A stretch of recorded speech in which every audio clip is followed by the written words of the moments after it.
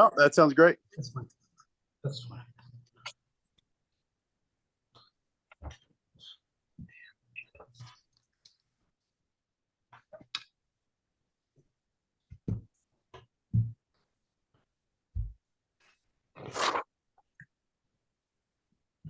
And I'm letting Simon Thorne in right now. Okay. No.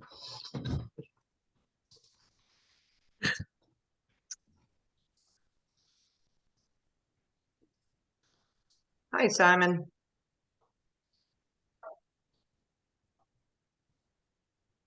He's muted, I think. Yep, he is muted for sure. All right, Ray, whenever you're ready. Okay. Tina, did you have a chance to redo the minutes? I did not.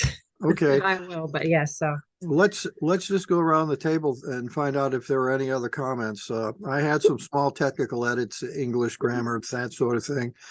And I gave them to Tina earlier today. Do you, John or Scott, have any additional things you want to say about the minutes? Nothing from John, but also be advised, I haven't really had a chance to take a look at him in depth. Okay. No, I have nothing to add. Okay. I don't know if we can do this, but if someone wants to make a motion for us to accept the minutes as corrected, even though they're not corrected yet, I think we can go forward doing that. I'll motion. Yep, I agree. Okay, second? All those in favor? Aye, John. I just want to let you know that Simon has dropped off the call. He said in the chat, he said that he was not able to unmute or start his video for some reason. I asked him if he wanted to leave and try again, and here he comes again. So just, you know, let's see if it works this time.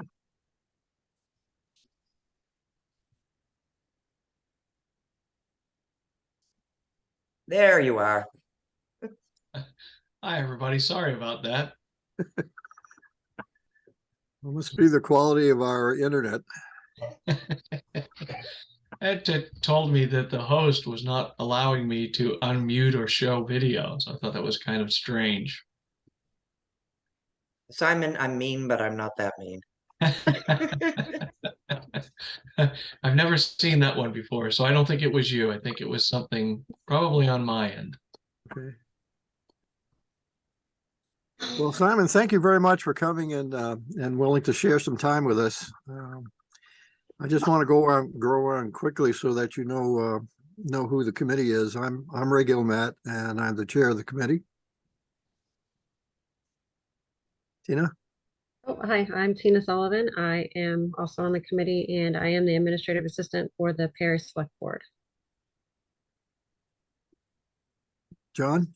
Yeah, I'm John Summershine, part of the committee. That's about it. Thank you. And our select board representative is Scott McNichol. I am Scott McNichol. I'm a Perry resident and selectman. Committee. Hi, I'm Paul Grimshaw. I work in IT and I live in Perry, and I'm a fiber installer. Scott, you want to say 2 cents? Oh, Scott Hollander. I'm just a Perry resident here. Live across the street from Ray. So we're both wanting better internet down our road for sure, and for the community. Well, Simon, the floor is yours if you wish. Certainly. Well, I appreciate the opportunity to come and talk with you all.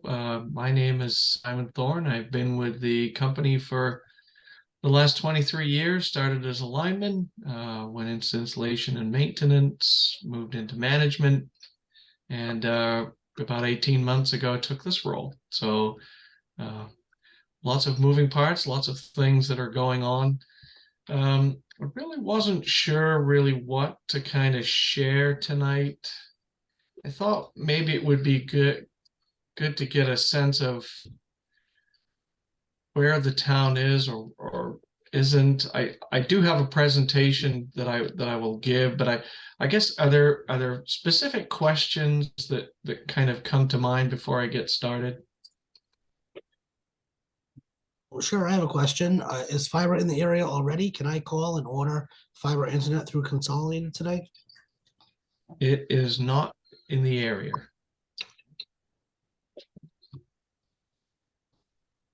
Okay, let me see if my computer now.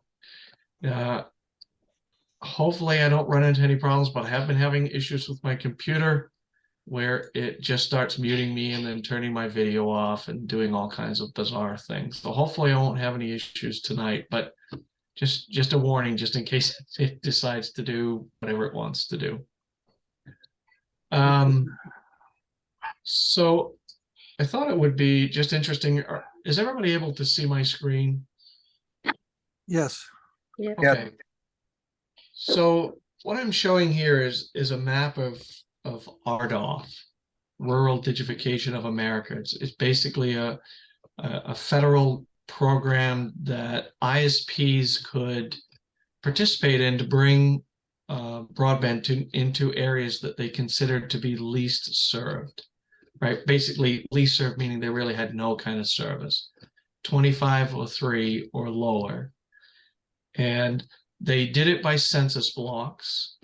And this small region here and these few regions here are locations within Perry that we were awarded. We bid on and we were awarded them.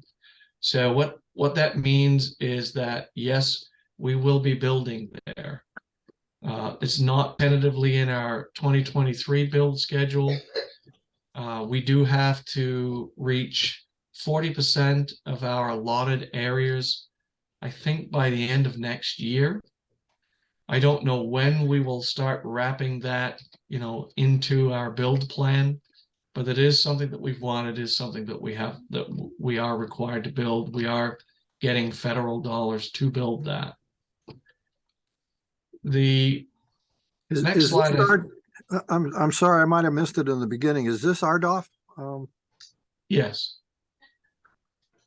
Yes.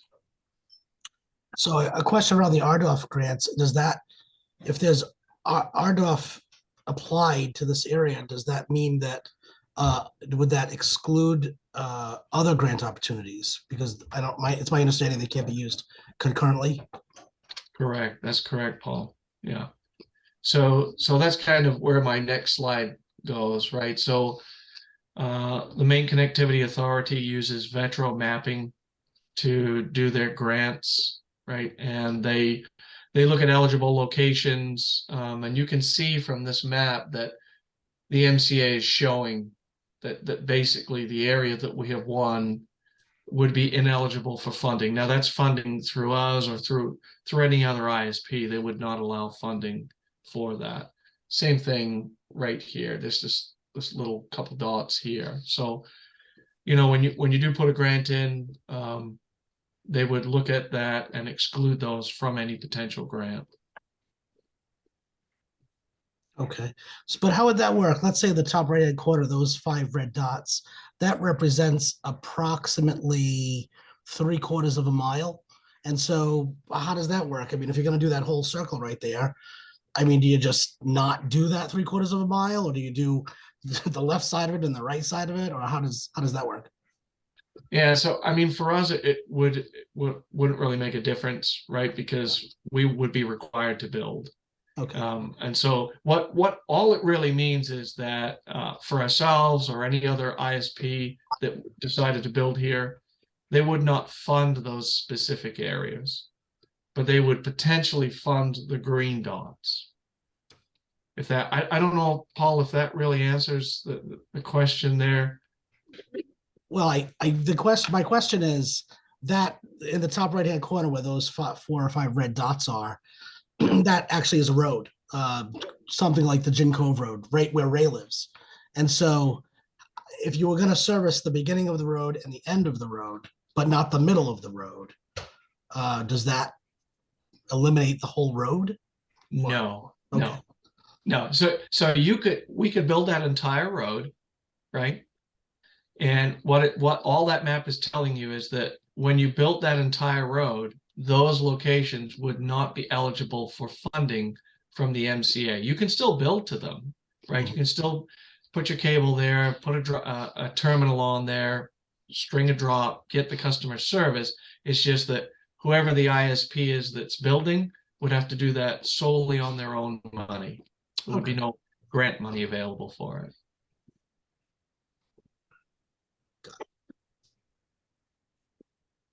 I'm still confused as to how that would actually happen.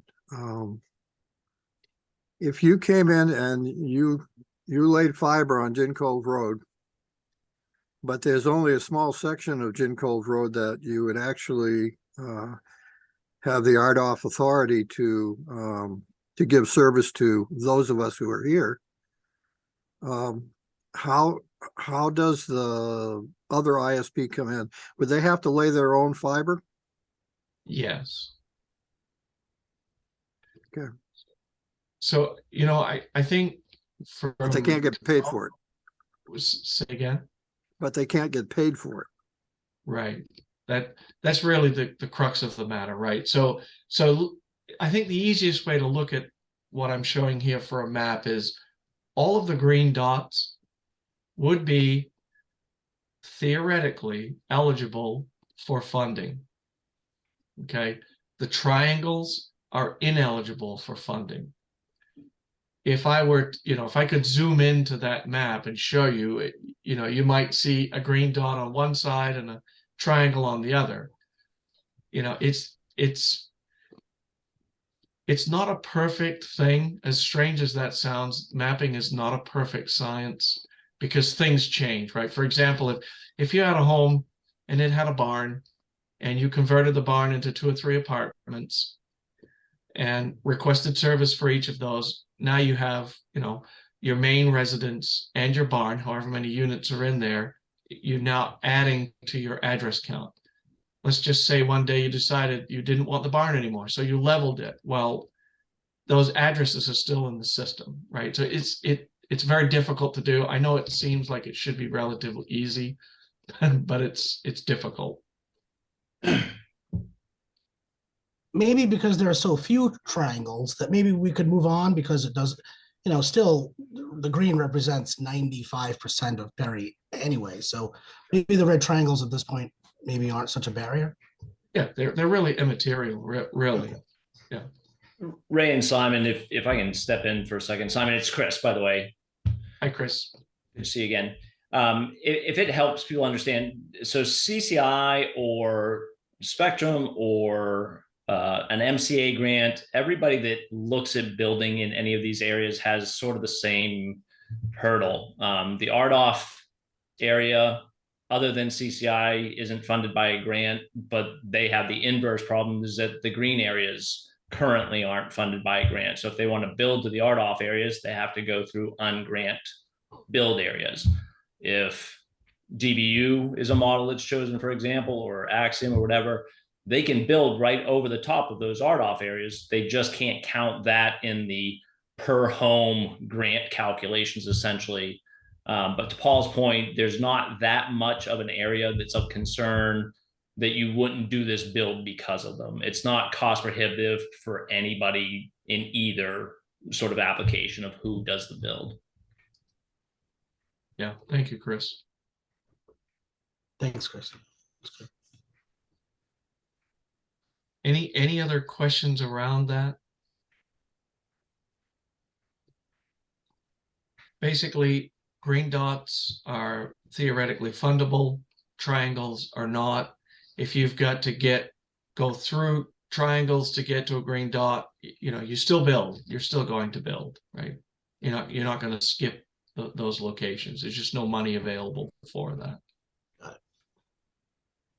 So, I'm not sure where you guys are in the process, so I'm just going to walk through it as I normally would. Okay, so stop me if you know a lot of this information. Simon, it's Elaine with just a quick question. Sure. Does Fidium, CCI or Fidium, have any intention at all of building out the green dots? I can't answer that, Elaine. I know that sounds Okay. very bizarre, No. but I can't answer that, right? Oh. So there are a couple different factors with that question. Our central office that feeds these locations is actually here. I think it's in Pembroke. So our central office is actually here. The way that we would engineer this is we would probably come up to 14, shoot through here and come down here. I think I saw that in the map. And then we would probably pick up these areas here, maybe by Calais, coming out of Calais. So we would build these, right? And to a certain extent, build to get to them, right? So coming down here, we would probably feed here and, come into these roads. But to feed down here, that's probably not something that we have engineered. We have tried to engineer and design to feed to these locations.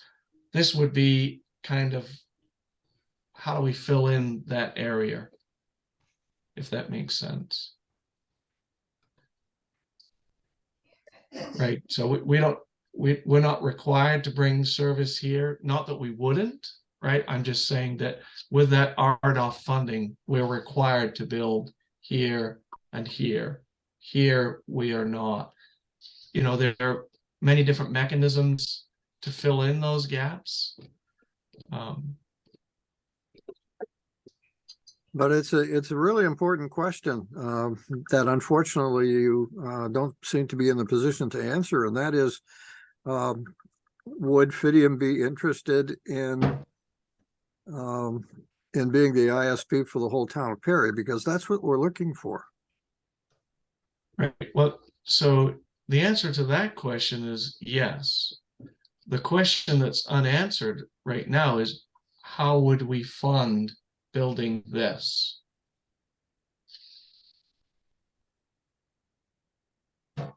And Ray, the answer to that's going to be the same for all of these ISPs. If there wasn't a grant incentive, nobody was going to build it. That's the reality. That's why it's a viable project now, because of the availability of grant funds. Right. Simon, would you say it's a fair assessment that with the RDOF build requirement, that further incentivizes CCI to seek, like, whether it's a Reach Me grant or a partnership with a town like Perry to build into these areas? Because at that point, you're just extending your new build anyway. Yeah, we are thoroughly interested in any kind of partnership like that, especially to fill in the area, right? So I apologize if I came across wrong, Ray. Our intent, with the meeting here tonight would be to talk about the perspective of doing that. But as Chris pointed out, if you're asking if Fairpoint, or not Fairpoint, sorry, I'm dating myself.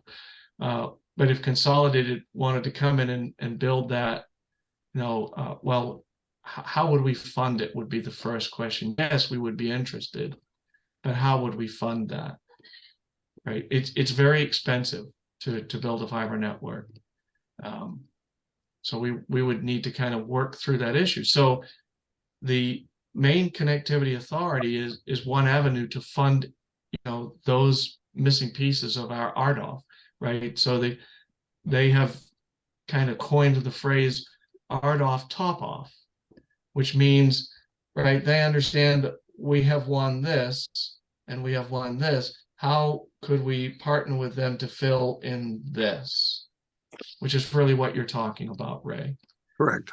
What that looks like, I am unsure. They want to begin conversations around that with us, but they haven't started yet. Mm-hmm. Right. So if I could, I would just kind of start at the beginning, right? Start at how we could theoretically approach this. If that approach would work, I can speak to that. give some sort of numbers and talk a little bit about what the last grant round looked like and some maybe potential changes for the next grant round and when that grant round might be. Well, I'm good with that. Okay. Okay, so Vetro is basically a mapping system, and the MCA, the Main Connectivity Authority, uses them to help with their grant process. And so they show 561 eligible locations for funding. So that means it's not counting the triangles. Anywhere that's a triangle is not countable, right? So 561. So really what that looks like is for a grant application, we would be required as the ISP to bring $700 per location to a grant application. Right, so 561 times 700, that would be our commitment to partnering with the town to fill in those locations. So you're really talking at, we could almost call it 400,000. The grant round is going to be extremely competitive. Very, very much so, right? So in the last grant round, they had set aside, I think it was 20 million or 30 million, and they ended up spending 70 million, or 60 million. They had requests of over 100 million. So it will be extremely competitive. So they have different mechanisms to help bring added weight to your grant application, right? Some things are within our control, being, when would you build the network? What speeds would you be offering? Density of the area that you're building. But they also allow the towns to a mechanism to bring added weight to the grant application as well. And that's really what this is talking about, these two bullet points here. So if the town, now I'm not saying that the town has to do this. This is not something that Consolidated has put together. This is the Main Connectivity Authority. This is their program. So the town can bring an extra point to the overall grant application by giving $15 per location to the grant application. So what that means is for $8,400, the grant would be weighted 1 point, right? It would have an additional 1 point given to the grant application. The maximum that could be is 10 points or $150 per location. So in this instance, it would be just over 84,000. Right. So that it's just something that the MCA is doing to try to bring, they're calling it stake in the game is basically what they're calling it. So they're looking for the communities to have an interest in the partnership, stake in the game. Not every community can do that, even to the the $15 per location. I think that the key for any grant application is going to be the amount of least served locations within the area.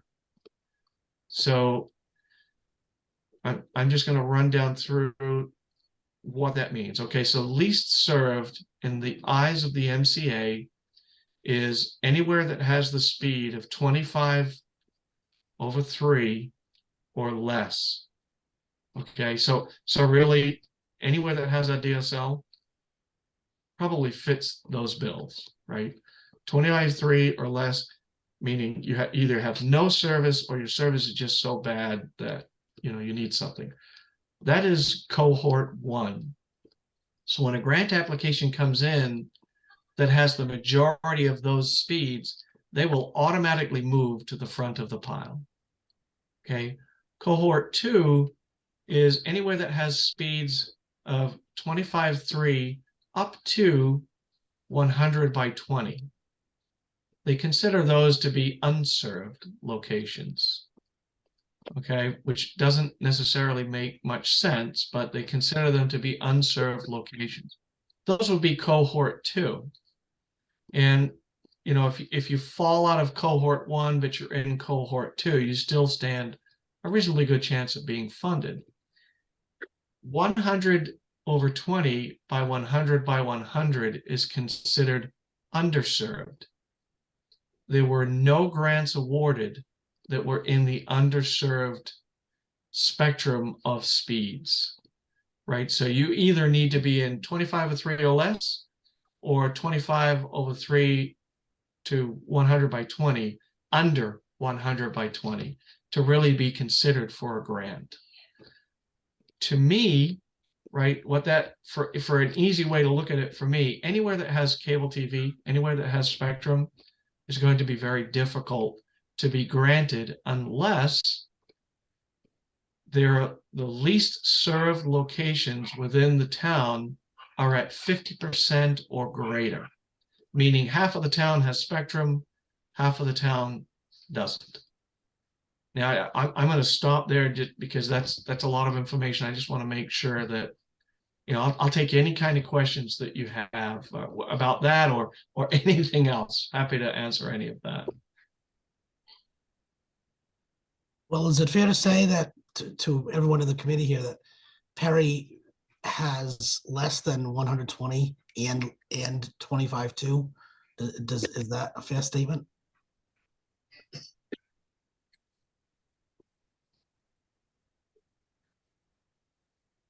Okay.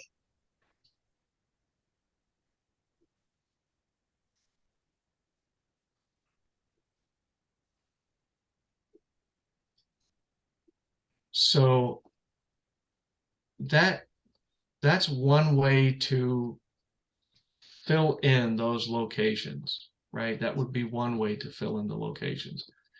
There are options for towns, you know, bonding to pay to build out a network. We do offer that. We've not seen any kind of interest from towns within the state of Maine to do that, purely because they look at the Maine Connectivity Authority and say, you know, why am I going to bond to build a network when the MCA has got so much money?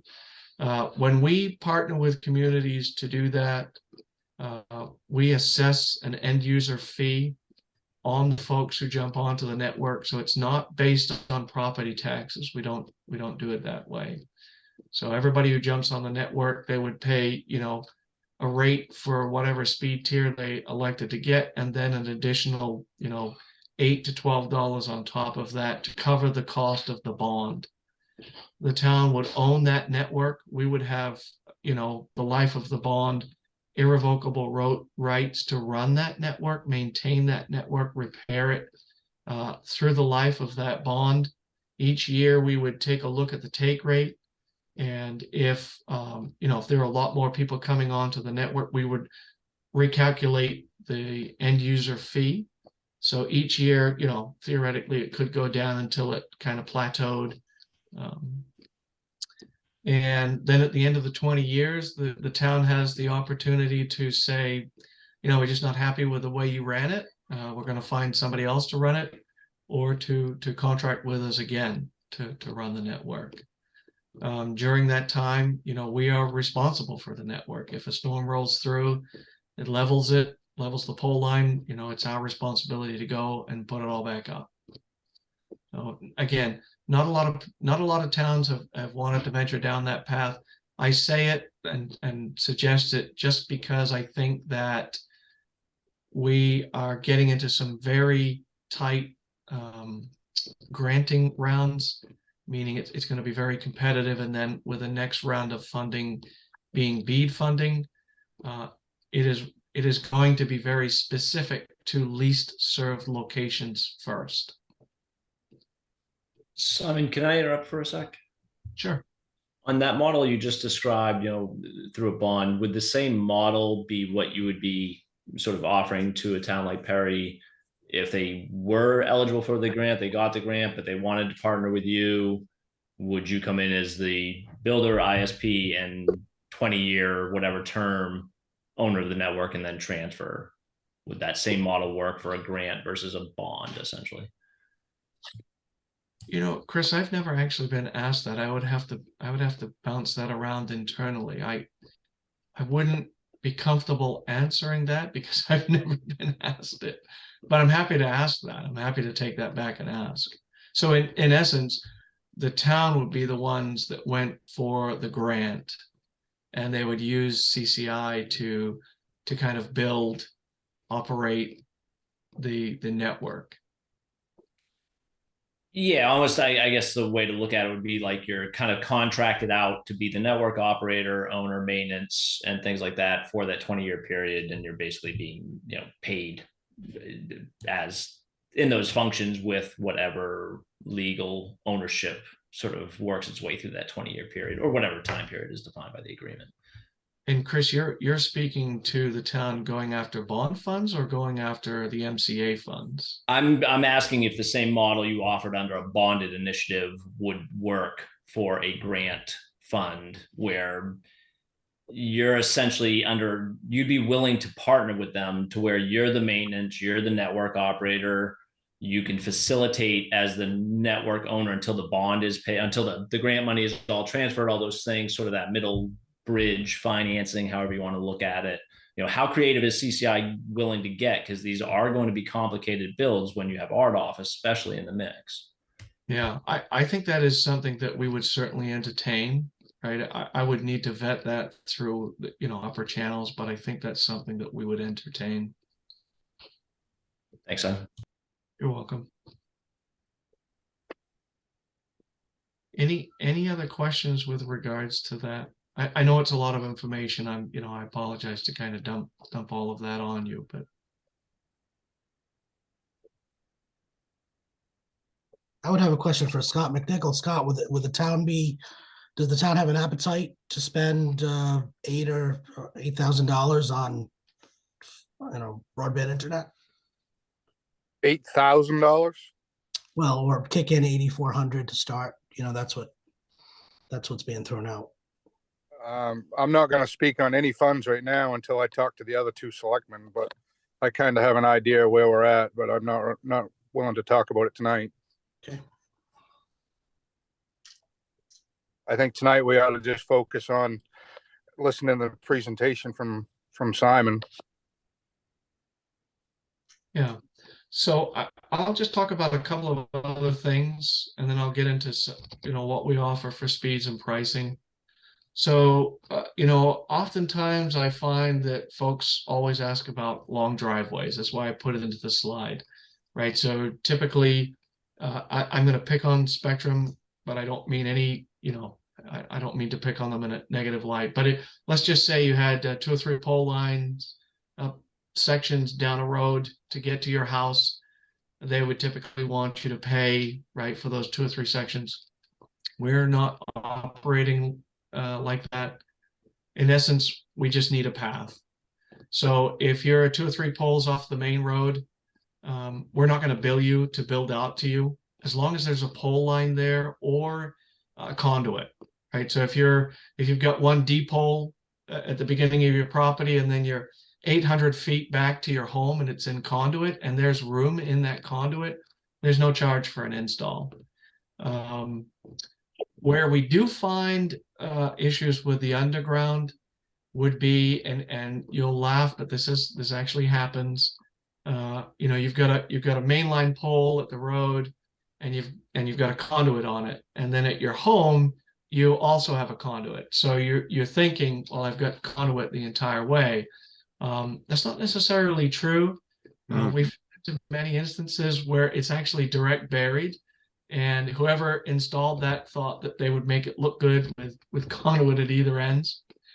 We do have a product that we don't do in the wintertime, right? And it is contingent on us being able to source the material, but it's basically we will come in and micro trench a conduit, a flexible conduit with a fiber drop in it. We will do the first 250 feet of that for free as part of the install. And then for the, that remainder, it would be $2 a foot. I would say that those folks who need that, who go down with that path, it doesn't mean that if you've measured it and it's 249 feet, you're good. It doesn't mean that, right? There are certain things we can't go through, right? Ledge, swamps, ponds, tree stumps. So it may be that it looks like 249 feet, but it may come out to 270 because, we need to go around specific objects. But, the other option that the customer has, if you had a piece of equipment, you can place your own conduit. We don't need to place the conduit, we just need a path, right? We either need a pole line or conduit to get you in service. That's what we're looking for. Mhm. The other thing I would say is that we do statewide pricing. So, Perry probably really wouldn't have a lot of competition there, but Portland has at least 5 other competitors. So, we wouldn't come to Perry in the years to come and say, well, Perry, we know the only game in town, so we're going to jack your costs up. It doesn't work like that. It's statewide pricing. We wouldn't be able to do a rate increase in Portland, as easily because there's just so much competition there. We would lose market share. So it's a good mechanism just to keep the price down for the entire state. And let me just jump into pricing. So everything that we offer is symmetrical, meaning same up, same down. We do participate in the Affordable Connectivity Program. We are required as part of the grants that we were awarded to offer a 50 by 10 service that's $30 a month, which in essence would be free. We do have 1 year price incentives, right? So the 50 by 50 is $35 a month first year. After that, it jumps to $55 a month. You can see there are no contracts on any of the services. The 2 gig symmetrical service, we did have an installation fee, but we're not doing that anymore. So it is truly free installation on all speed tiers. The network that we're building and designing will scale to 10 gig symmetrical service. It's just today there's nobody asking for that, right? It's just a consumer is not asking for that. Wi-Fi 6 gateway, Wi-Fi extenders, that's part of your installation, your monthly bill, right? There's no modem fee. We will provide up to 2 extenders with your package for free. If you need more than that, if you have a large or a long home or multi-leveled home, we can place more, but there is a charge. When the technicians do the installation, they come to the home, they place the fiber to the side of the home. They put a box on the side of the home with a slack point to it. So we have a means to check our network backwards and check inside, if that makes sense. We take that fiber then from that box to your optical network terminal that's placed inside the home, requires a power source. And then we use a small jumper from that ONT to your router. That's all part of the installation. There's no charge for any of that. And then we would take a device that the customer has and we would walk around the home with the customer to ensure that the range extenders aren't required, right? If they're not required, we don't place them. It's not needed, right? But we verify that with the customer before we go. We are looking for a good customer experience. Our DSL product leaves a lot to be desired. So hence the name Fidium versus Consolidated. It is still Consolidated. It's just, as Ford has the F-150 and the Mustang and had the Pinto, right? This is the same thing. It's still Consolidated. It's just a different name. And we have a proactive monitoring app called Attune, where you can go in, you can do speed tests, you can see what devices are online and what they're pulling for speed. You can set up criteria for, parental controls for young kids. You can shut devices off your network if you wanted to. Then our small business offering, you know, there's no introductory price there. The price is what the price is. Again, there is no installation cost on all 4 speed tiers. I know the slide shows $199, but that's not true. That has recently been updated. Again, we'll do the 2 Wi-Fi extenders. This is really for a business with maybe 30 or less employees. Calling plans for this, $20 per line. This particular product comes with 1 static IP available for a charge. The Attune app is a little bit different here. So for a small business, you may want a few different networks versus just one. So you might have one for customers. You might have one for employees. You can do that as a consumer. You do not need to hire an IT person for that. It's all functional within the Attune app. That also is a way to note when folks come online, right? If you had employees that had logged into your network, you would know when they came on the network and when they left the network. Another function that it has is actually movement within your storefront, which is a little bit bizarre, but it can actually, it will actually tell you when there's movement inside. That's really, you know, I mean, I didn't put a lot of bells and whistles in. I thought we would just talk about the basics, not really knowing where Perry was in their thought process.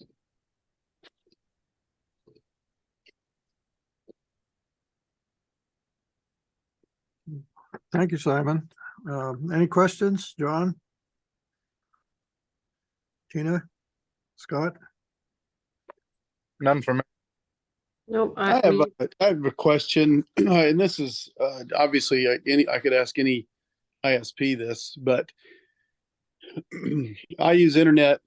The internet that I use at my house, I use Starlink, and I don't have the capability because my shop, my barn, is about 200 feet away from the house. So I have a separate internet provider there. So I'm spending double the amount of money for internet that I need to.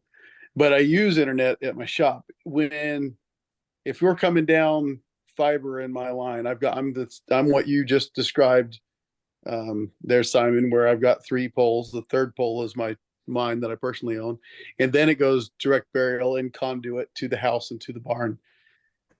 Can it be split? In my case, could it be split there and sent to both places, or would that be a double charge? Or how would I do it where it's? I know that's a personal question, but I imagine others in the area would have similar. Yeah, I think that would be kind of something you could determine, Scott, whether you wanted 2 individual bills, right? If you wanted your barn on one bill with 1 speed and your home on another bill with another speed, or you could just take the speed from one location and then send it to the other location, right? You could get your own Google Mesh network and make that extension yourself. You could potentially take a Cat6, plug it into the back of the modem, and run it out to the barn, plug in another device there like an extender, and pick that signal up there. It would really be what you wanted to do, how you wanted to make that work. You do not need our router. You do not need our extenders. You can bring your own equipment if you so desired. So it would really be. I do. Yeah, no, thank you very much. That's good to know. I thought that with Cat6 there was a limitation on the distance, but that it's still functional. And I can help you with this. This is a very simple installation that shouldn't cost you any extra money.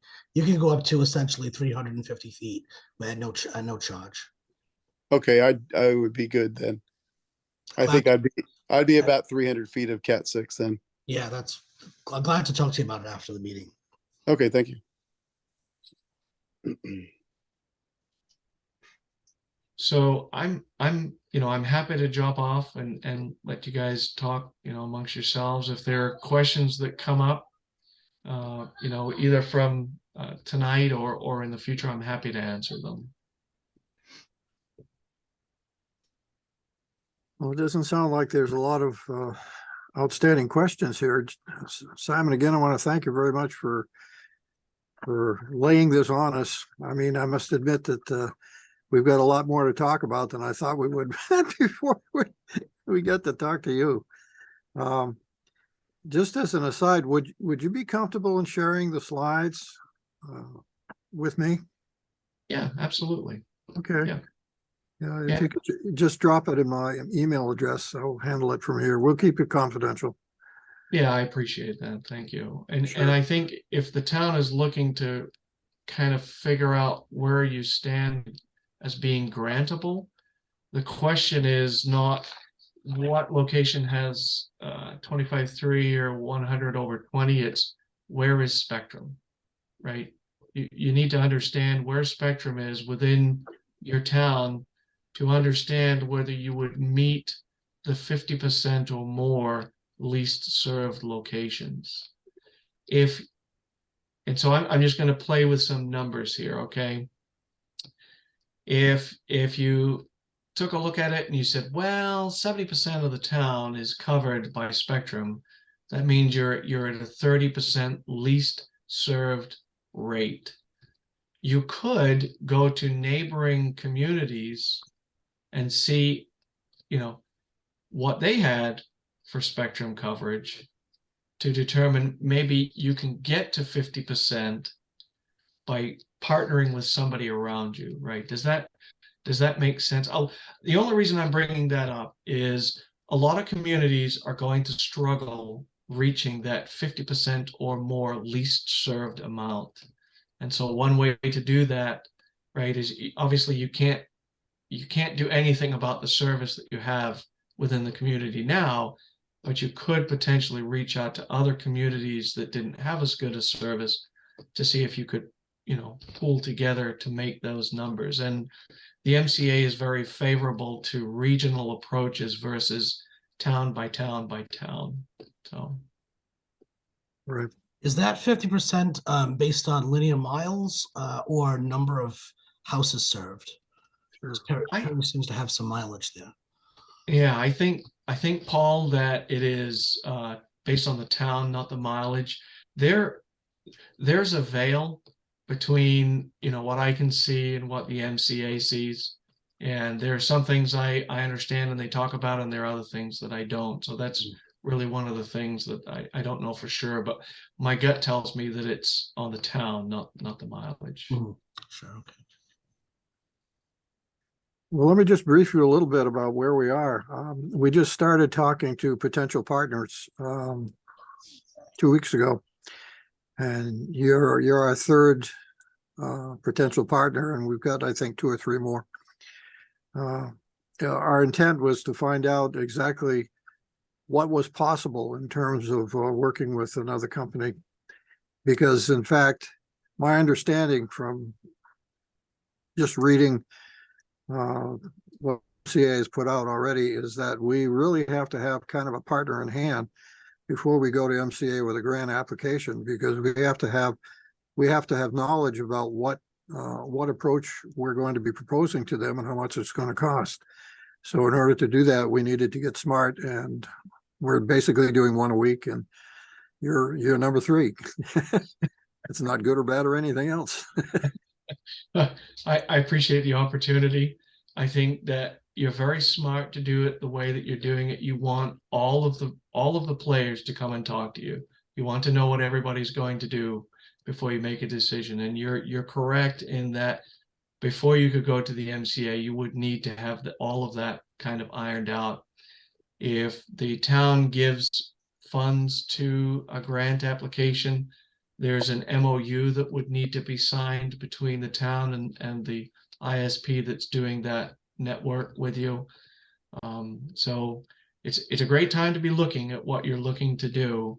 It's going to be, there's a lot of work to it, right? There's a lot of work to get to that finish line. So Simon, I'm sorry. I just have a Go quick ahead, Elaine. question. Thanks. Go ahead. I just have a quick question for Simon. Sure. And so if Perry talks about it and weighs all their options, and they think, okay, let's talk to CCI again.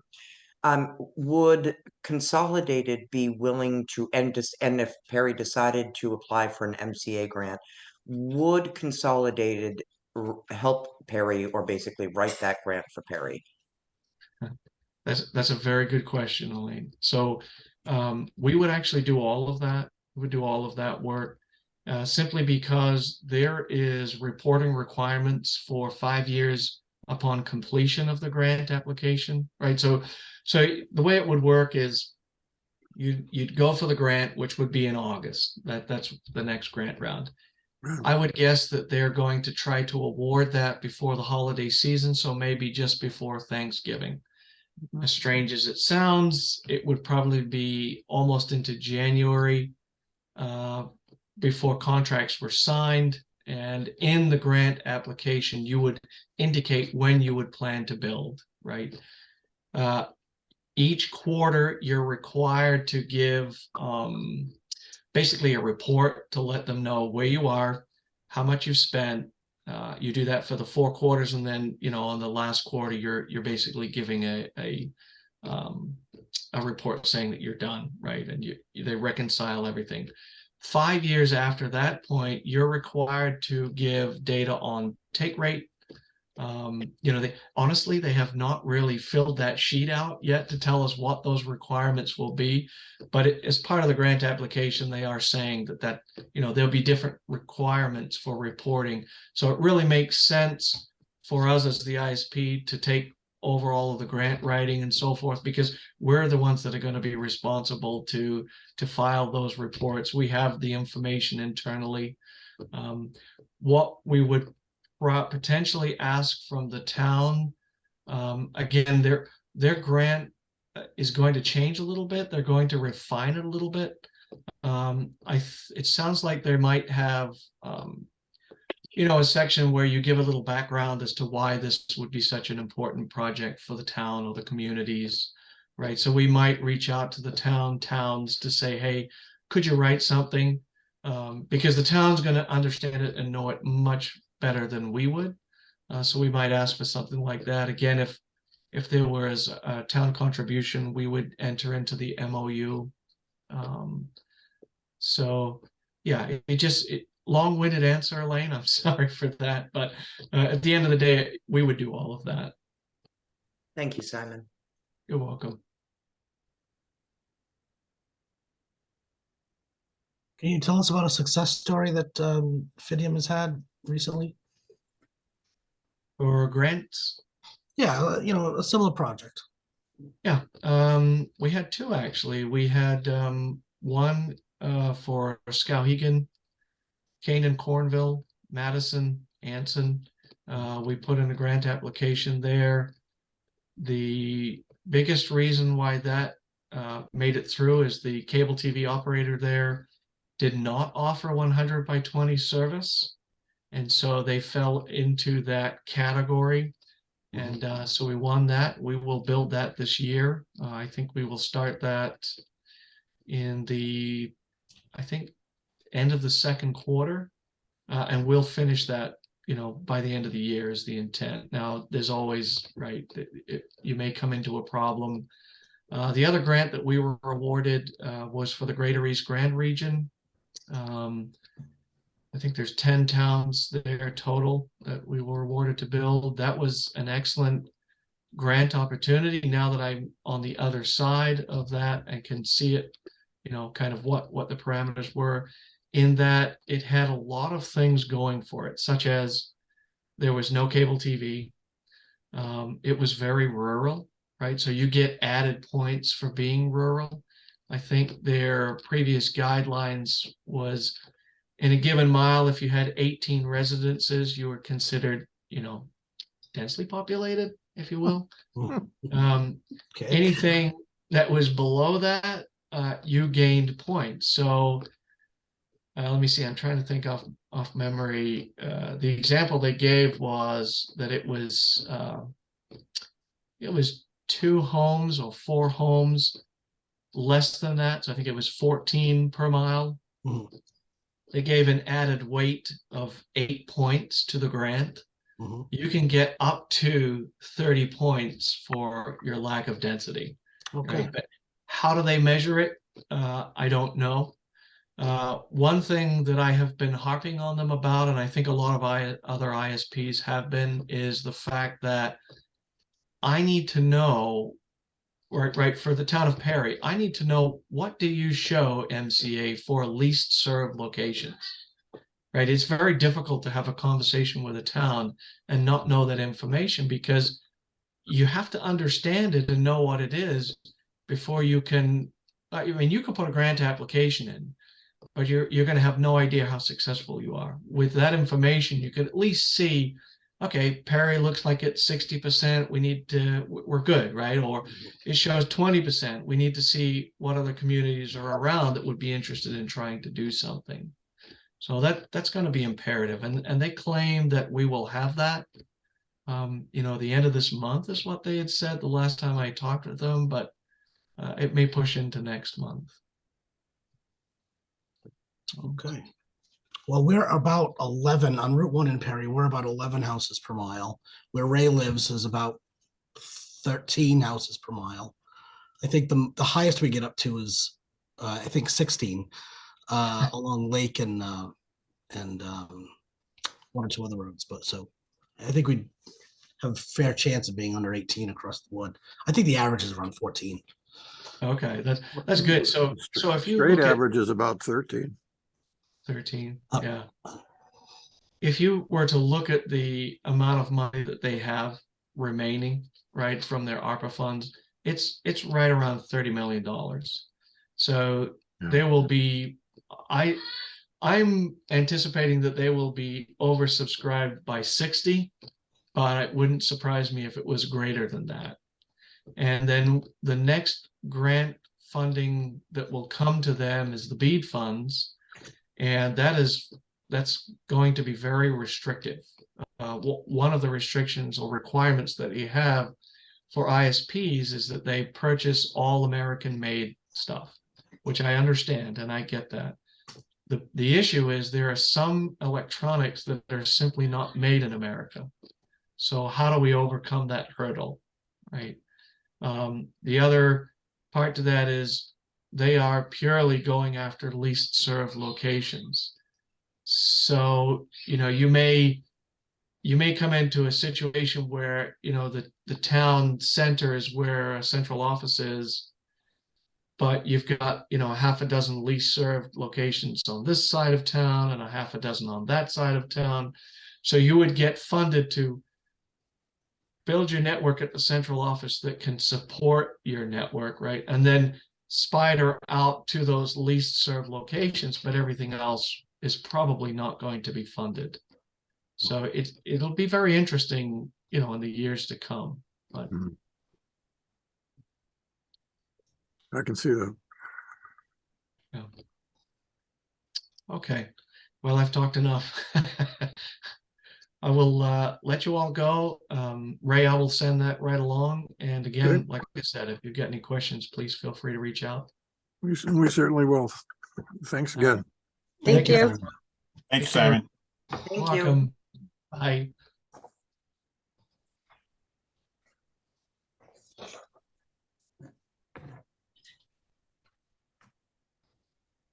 Well, I wasn't ready for that. Elaine, Chris, did you know that they were RDOF? I did not.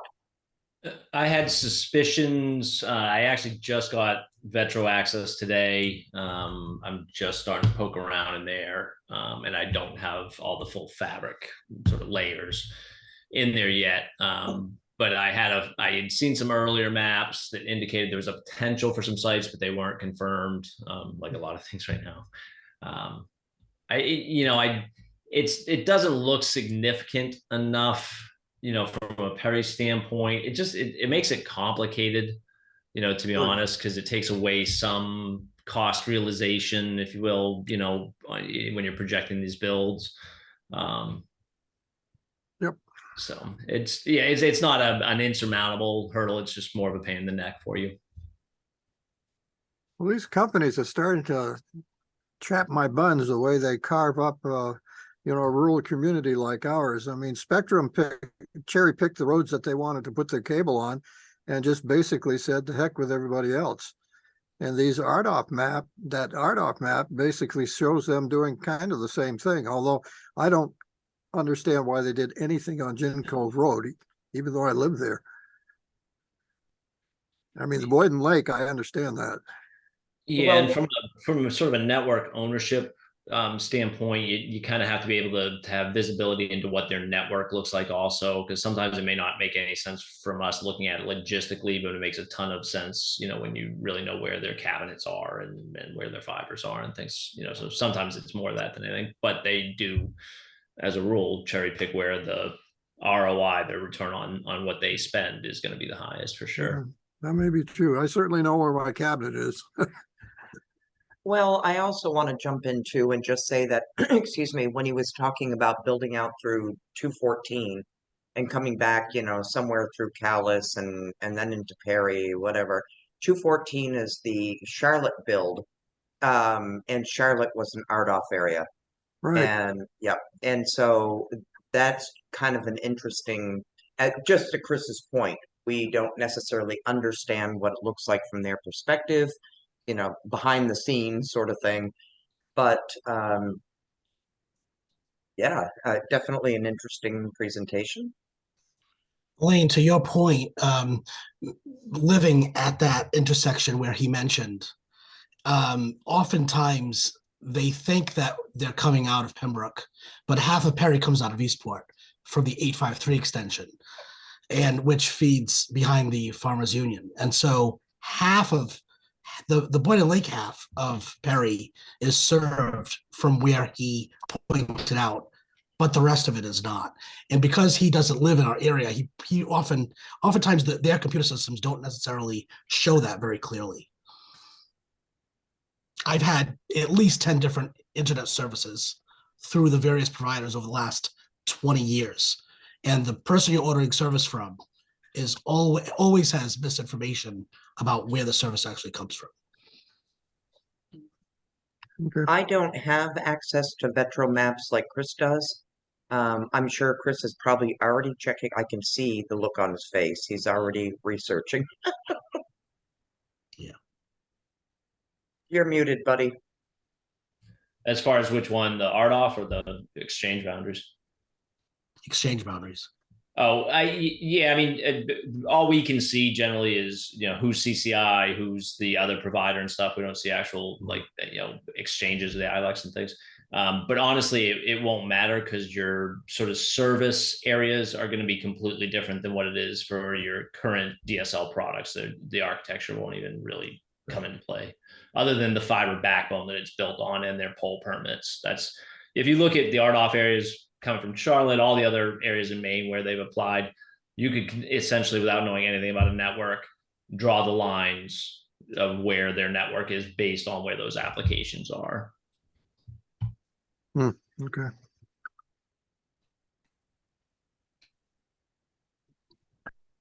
It's a lot to consider, and I believe next week you guys have more to consider. I believe next week is Axiom. Correct. More to consider. It's a lot. It's a lot. Well, that's what we want. We want all the data.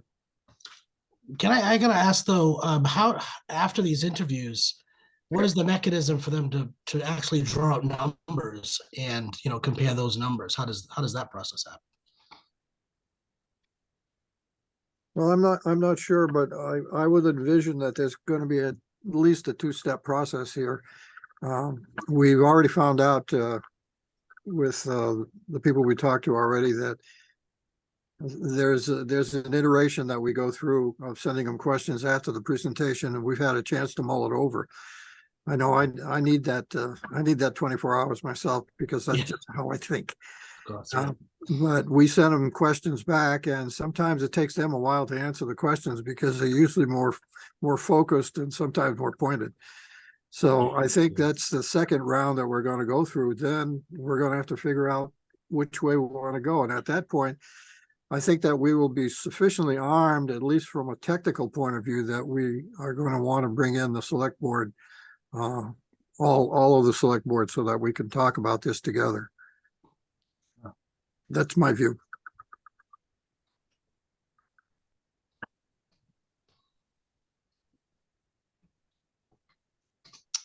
Is there any interest, last week Spectrum offered to extend service, not the bulk $37 a person rate, but it's been 20 years since we've been able to get Spectrum to the table to talk about adding some extensions to Gin Cove and Route 1 where it's missing.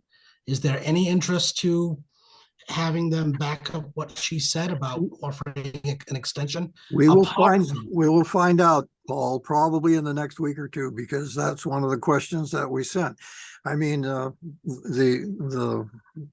person that gave the principal presentation, Melinda Kinney, basically offered that as an alternative to the bulk program.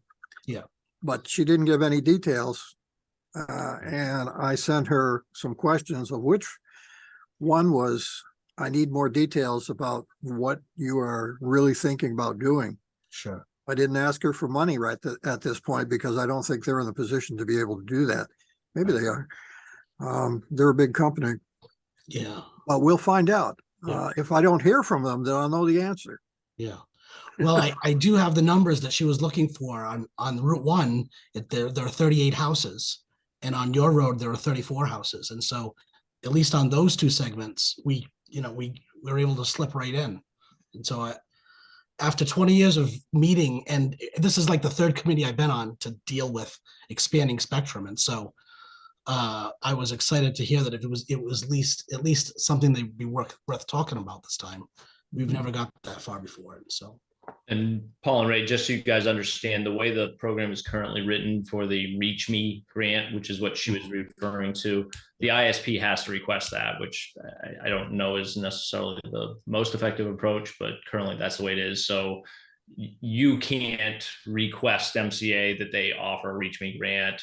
Spectrum or whatever provider has to come in and do that. You would assume they would be very proactive and seek as many of those potential build outs as they can. But to be honest, that hasn't always been the case with multiple providers, not just Spectrum. It's a very odd thing to get in the mechanism of how they factor where they want to build these networks. Sure. Right. And I don't think I want to get to the point where I understand it, to be honest. I'm with you there, Ray, for sure. I'd like to forget about 3/4 of what I already got. There you go. Is there anything else that we need to discuss before we go have dinner? So, but if Scott Hollander, if you want to chat later on, I can definitely help you out. I don't charge for it, but if you want to extend your network out to your barn, we'll get it done tomorrow. Well, it's digging a lot of holes. Well, let's wait for the frost to go. It's not tomorrow. Paul, yeah, let me give you my email. Shoot me an email, and then I'll give you my number and we'll chat. Sounds great. All right. I'm just going to stop the recording now. Okay.